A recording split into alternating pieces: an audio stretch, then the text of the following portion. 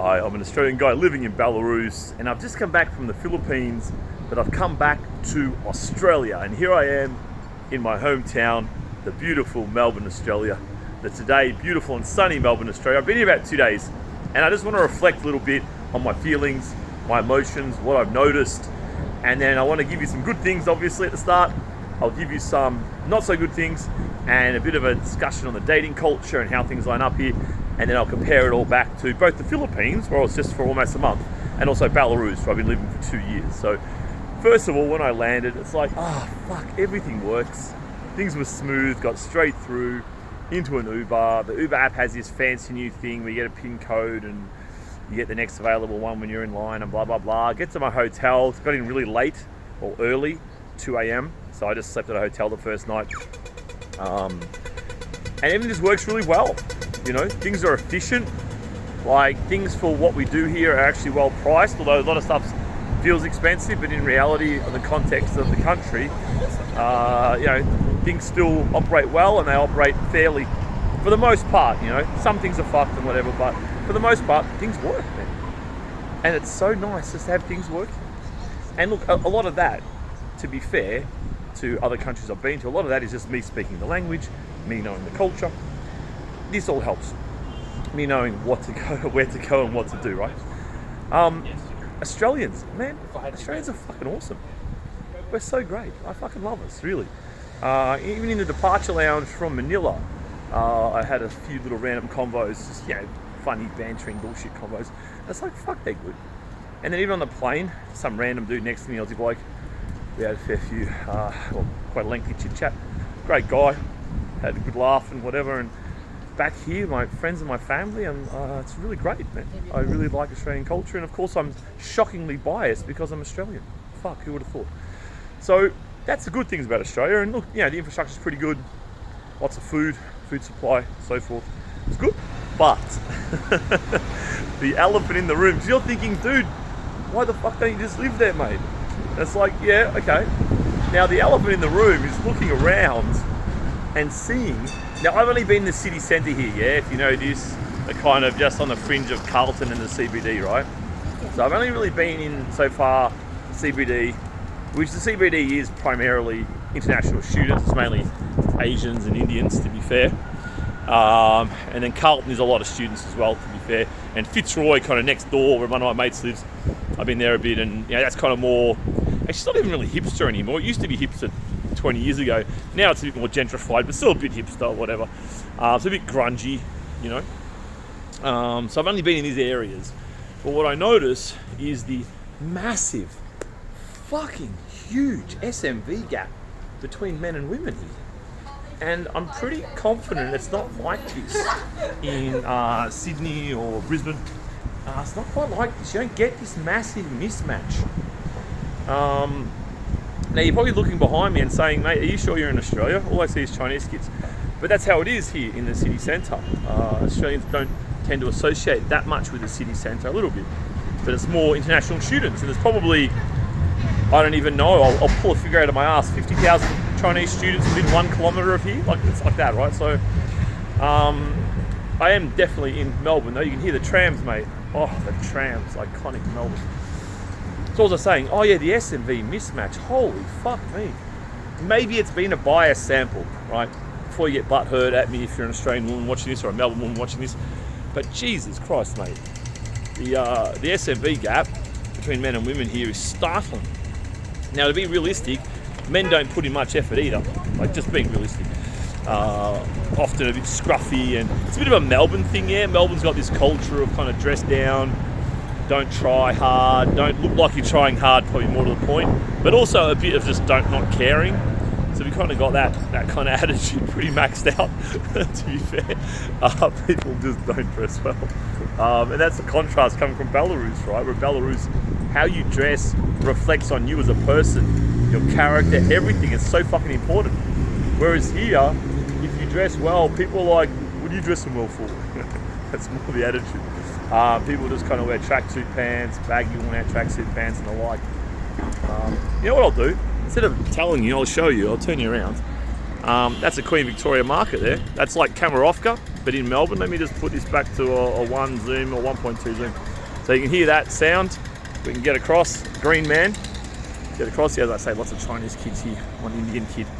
There's an Aussie guy with his nice Chinese girlfriend. Good choice, mate. See how skilled I was at saying that loud enough so you could hear it, but not too loud so that he could not hear it. So you can see what I mean, right? Just, you know, you can see straight away. There's no sense of meritocracy or any kind of drive to look good. Let's walk in here. Any kind of desire to look good or what? It just doesn't exist here, right? It's where like, and it's a bit of a European thing. Well, not European, not Southern European, but mid and upper European, Scandinavian thing where people don't care that much. I still remember this in Helsinki, the same kind of thing, just not really caring that much.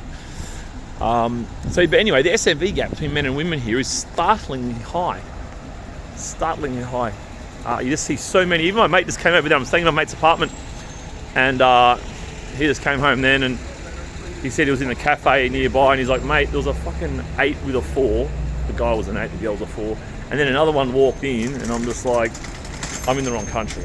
And this is a guy who's got really quite high SMV. I don't want to pop up his thighs too much because he's a mate of mine, but he's a pretty good looking guy, tall, handsome, charismatic. He can have pretty much any girl in the world, I would have thought. Close to it without being too fucking extreme, but And that's what I want to say is that, mate, Australian men need to be let off the leash, mate. We're stuck in this joint. Especially in Melbourne, Again, in Brisbane, Sydney, things are a bit more even, Because Australian girls are pretty good too, don't get me wrong. Australian girls can be great. And good personalities, man. I like Aussie girls. They're good. I like them. A lot of Aussie guys you meet overseas will say they don't like Aussie girls. But I do. Quite frankly, I have lots of friends and I've been involved with them all my life, and they're good as a general rule. Things are changing though. The culture's changing. It's being kind of engineered, so it seems, from above to kind of break that down. But still traditionally, Aussie girls are pretty good. But in Melbourne, you do see this kind of mismatch.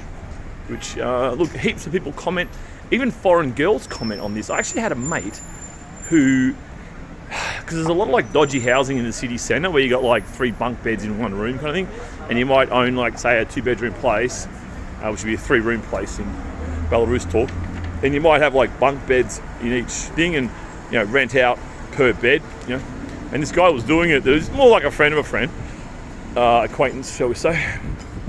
And he was renting these things out, and he was getting mainly girls from Latin America and Asia and also Western Europe. And he spoke to them a lot, right? Because he was living there as well. And it's like they all kind of figured out pretty early that they can upgrade so much when they come to Melbourne, because the gap between the men and the women is so high that they can really upgrade because they really stand out. Just a normal. Well, not normal, but a fairly decent kind of girl, maybe from, say, I don't know, Brazil. I don't know, just pick a country, Thailand. They kind of realise that here they can upgrade majorly in terms of like a global marketplace, right? Melbourne men, man, we need to be let off the leash. First of all, we should compete a bit more, right? We don't really compete. We're kind of scruffy as well, but you can see the SMV gaps around all the time. So Melbourne men need to be let off the leash, mate. First of all, compete a bit, like fucking have a shave, because Melbourne men just don't shave. Like, it's so funny. They just don't shave. You can see this, right? You can see the attitude. That's how we are. We just don't really give a fuck. That's how it is. We just don't give a fuck. Now, okay, this is a Sunday, early afternoon on a Sunday, so people aren't up for it. But you can see, right? I don't have to point it out. You can see for yourself what's going on here. So that's the elephant in the room. And of course, you got all the gendered laws and all this kind of crap that make your life hell as a man potentially. All this kind of stuff, social engineering going on in schools and on media and whatever else. That's all a problem. But at the most immediate level, guys see the mismatch and they realise that they're not getting their global value and they leave. And that's what you kind of see. So it turns out the ATM that I remember being there isn't there. So I'm just going to meet my friends for lunch in literally 10 minutes. So I'll say a couple more things to you guys and give you a bit more footage. I'll turn you around so you can get a bit of footage. Back to a 1.1 zoom for you guys. So in terms of Belarus, look, in the end, when you're looking at Belarus, and I was chucking Philippines in there because I was just kind of there. When you chuck in like, you know, Belarus, Philippines, and Australia, I mean, suddenly Belarus and Australia don't seem that far apart. You know what I mean? Suddenly they seem a lot more similar. When in reality they're quite different. But when contrasting with that kind of Southeast Asian vibe, you see that actually no. Well, both Australia and sorry about the wind here, guys. Both Australia and Belarus, they're both essentially European. And you can see that in all kinds of ways. So yeah, the difference between Belarus and Australia, I mean, there's a lot. I mean, the most obvious, really honestly, when you're living in Minsk, the most obvious thing is that you're living in an apartment and you live in this kind of Soviet kind of vibe lifestyle, whereas Australia, look, I'm living in an apartment while I'm here, but typically people still live in houses, yeah? That's the goal, to buy a house, and as a result of that, Melbourne's huge, even though the population is maybe 3x on Minsk, for example. But the square kilometres covered by Melbourne versus Minsk is probably like 10x, yeah? So you've got these sprawling suburbs of houses, and it makes it bloody hard to get around, to be honest. It's a lot easier getting around in Minsk than it is in Melbourne. That's the reality of it. So let's, I'm just going to turn here. It's breezy.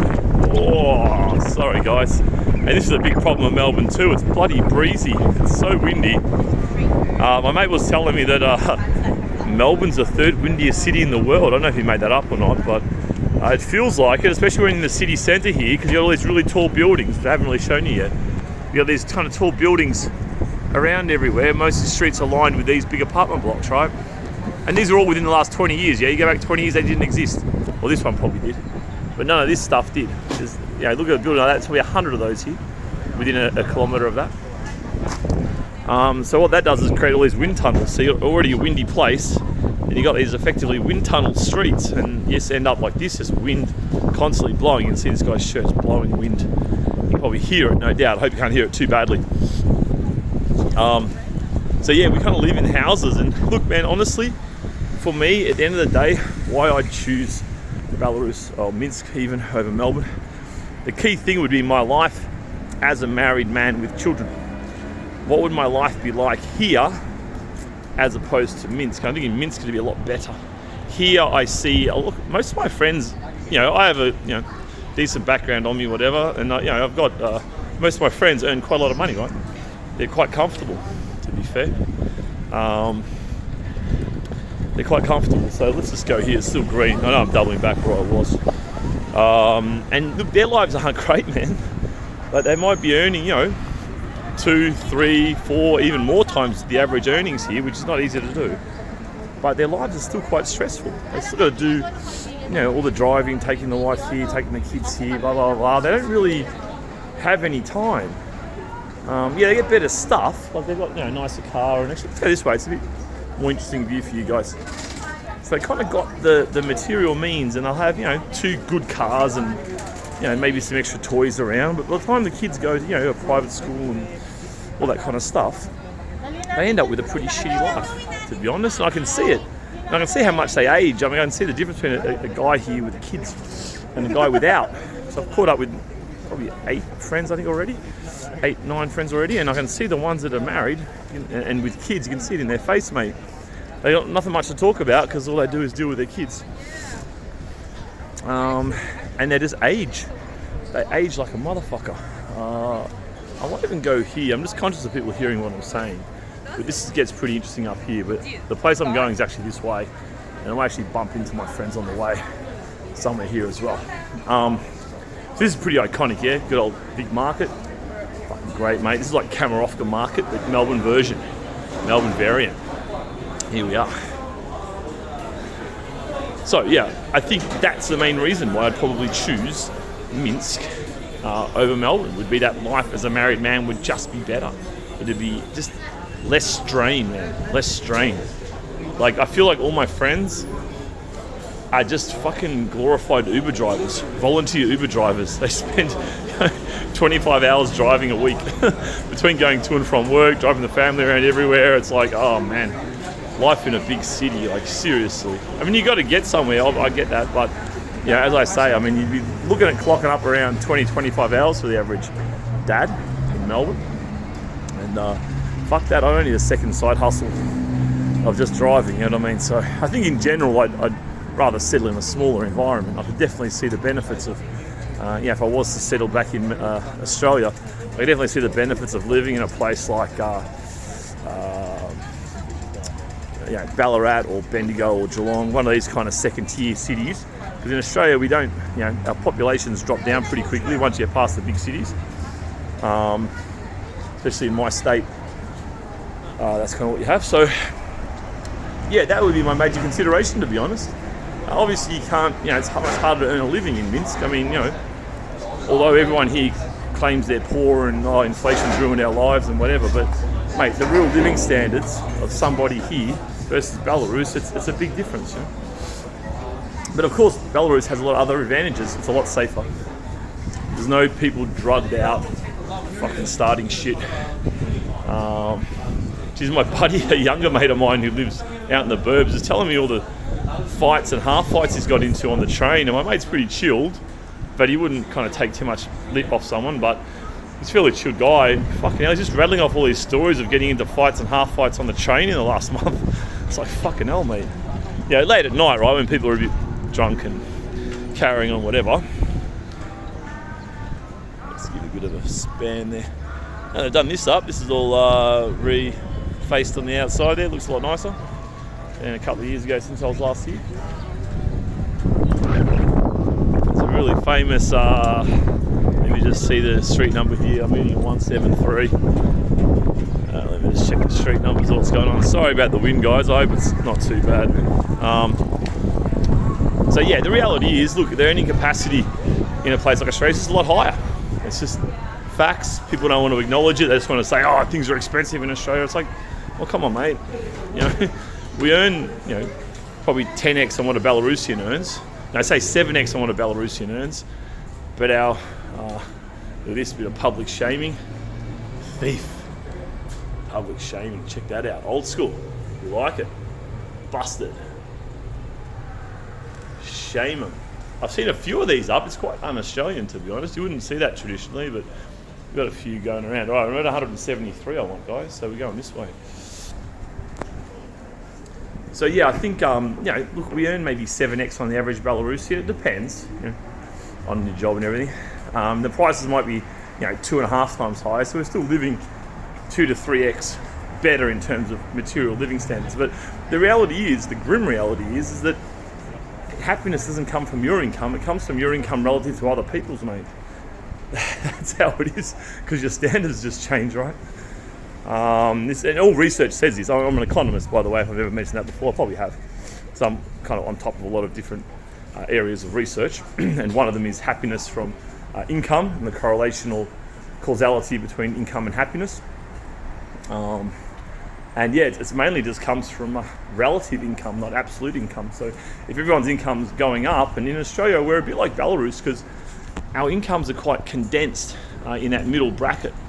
So we have quite a compressed pay scale here, unlike the US, for example, where you got more of a wide range and a higher ability to earn a lot more money. Indeed, a lot of the smartest people I know actually have just moved to the US. At some stage in their 20s or even 30s, just because the earning capacity there for the very top end is much, much higher. So anyway, a bit of a chit chat today. I'm going to make a whole lot of videos while I'm here. I'm here for a couple of weeks. So I'll bash out a few more vids and keep you guys updated on some of the differences between Australia, Belarus, and just life here in Australia. I'll give you a bit of footage as well, because Melbourne's a pretty colourful, weird ass hipster bum. It's kind of got this mix of everything here. That's kind of colourful. I mean, if you're an Australian, you think it's a bit lame, but it's it's a colourful place, definitely. It might look very free to you in terms of fashion, but there's very strict fashion rules and whatever else, of course, here. No, let's try and get across before it goes red. Here's where we're going here. All right, guys, been a pleasure. Chat soon.